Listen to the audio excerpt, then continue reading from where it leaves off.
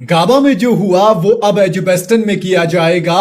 इतिहास तो फिर से खुद को दोहराएगा। और याद रखिए, उस वाली टीम इंडिया में भी रोहित और कोहली नहीं थे, इस वाली टीम इंडिया में भी रोहित और कोहली नहीं है। उधर भी जसप्रीत बुमराह नहीं थे, इधर भी जसप्रीत बुमराह नहीं है। उधर भी मोहम्मद सिराज पेस अटैक के लीडर थे, इधर भी मोहम्मद सिराज पेस अटैक के लीडर हैं। और क्या कमाल का कमबैक किया। वो जो पहले टेस्ट मैच में गलतियां की थी इंडिया ने, उन सब से सीखा है। जिस तरीके से पार्टनरशिप नहीं आई थी, यहां पर वो तमाम पार्टनरशिप्स भी आई। जिस तरीके से शुरुआत में विकेट नहीं मिले थे, 180 रन की पार्टनरशिप हो गई थी, यहां पर विकेट भी निकाल लिए गए 3-3। और मोहम्मद सिराज, आकाशदीप, इन्होंने वो जो शुभमन गिल और यशस्वी जायसवाल ने शुरू किया था उसको डे एंड पर मुकम्मल किया और पूरी तरीके से कहा है कि यह दिन इंडिया के नाम लिखा जाएगा।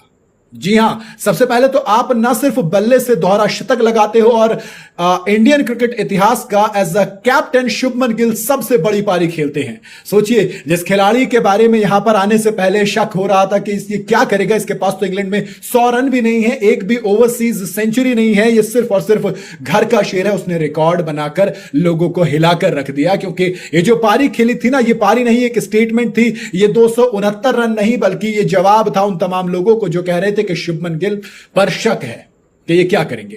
लेकिन अब देखिए पारी किस तरीके से आई। रविंद्र जडेजा की 89 रन की पारी, यशस्वी जायसवाल की 87 रन की पारी और वॉशिंगटन सुंदर की वो 42 रन की पारी। इन्होंने इंडिया को 587 तक पहुंचाया। वो इंडिया जो कह रही थी कि 400 450 बना लेंगे बहुत अच्छा होगा, यहां पर 587 बने। हर एक बॉलर को आड़े हाथों लिया गया, चाहे वो क्रिस वॉक्स जिनकी अच्छी बॉलिंग रही थी डे वन में, फिर चाहे वो ब्रायडन कार्स हो या फिर जॉश टंग जो पिछले मैच में काफी खतरनाक थे, इवन जो रूट से लेकर आप शोएब बशीर, बेन स्टोक्स, किसी की भी इकोनॉमी ऐसा नहीं है कि 3 से नीचे छोड़ी हो, सबको बराबर आड़े हाथों लिया है। यही चीज टीम इंडिया के लिए सबसे फायदेमंद साबित हुई। और उसके बाद जब बारी आई बॉलिंग की तो दोस्त कमाल करा। हालांकि आकाशदीप की बाद में पिटाई हो गई, लेकिन 2 विकेट उन्होंने मेन निकाल के दिए। नीतीश कुमार रेड्डी ने सिर्फ 1 ओवर डाला, वो एंड चेंज कराने के लिए लाए थे। लेकिन Mohammed Siraj 7 over 2 maiden 1 wicket इनके खाते में रहा। ये जो 3 विकेट आए हैं इंडिया के, ये बेइंतहा कमाल के विकेट हैं। और वो जो अंग्रेज हरामखोरी कर रहे थे जिसको ऋषभ पंत ने पकड़ा, दरअसल हैरी ब्रूक हर एक बॉल पे ग्लव सेट कर रहे थे। ऋषभ पंत ने कहा भाई कर क्या रहे हो, बॉलर रेडी है तो फिर किस चीज का हिट, तो का ग्लव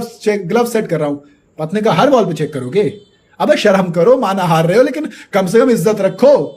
आप एजबेस्टन में जीते नहीं हैं कभी भी, और हम यहां पर इतिहास रचने आए हैं। तो अब हम इतिहास रचेंगे। गाबा का घमंड तोड़ा था हमने 2021 में, 2025 में, अब एजबेस्टन की बारी है, वहां पर अब हम इतिहास रचेंगे। जी हां, शुभमन गिल, जब आप बात करेंगे मेड इन डबल सेंचुरी आई है, और एज अ कैप्टन की जब आप बात करते हो तो कैप्टन डबल सेंचुरी नहीं मारते इंडियन टीम की तरफ से, लेकिन शुभमन गिल ने वो करके दिखाया। मुझे केविन पीटरसन का वो ट्वीट याद आ गया, उन्होंने अब उसको रीट्वीट भी किया, जब कहा था कि जैक कालिस ने अपने पहले 10 टेस्ट मैच में सिर्फ 22 का एवरेज था उनका, लेकिन उसके बाद कैलिस क्या निकले, वन ऑफ द ग्रेट निकले। तो जरा शुभमन गिल को वक्त दीजिए, वो वक्त लेंगे तो उसके बाद आपको रिजल्ट जरूर देंगे। और रिकॉर्ड तो तोड़े हैं दोस्त, फर्स्ट एवर कैप्टन है वो इंडिया के जिसने एक डबल 100 इंग्लैंड में जड़ दिया, क्योंकि इंग्लैंड में रन नहीं बनते हैं, लेकिन शुभमन गिल जरा अलग हिसाब के हैं।